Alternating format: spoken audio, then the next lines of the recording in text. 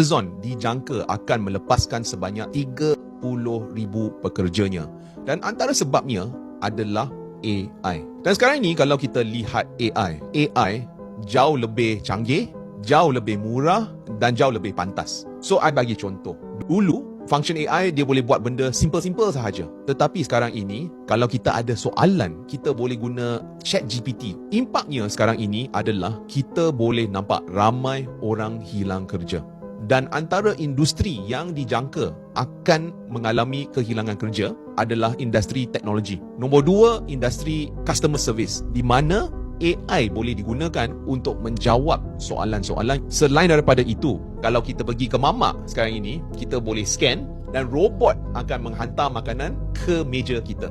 Dan di Malaysia, ianya dijangka sebanyak 500,000 orang akan terjejas dengan AI.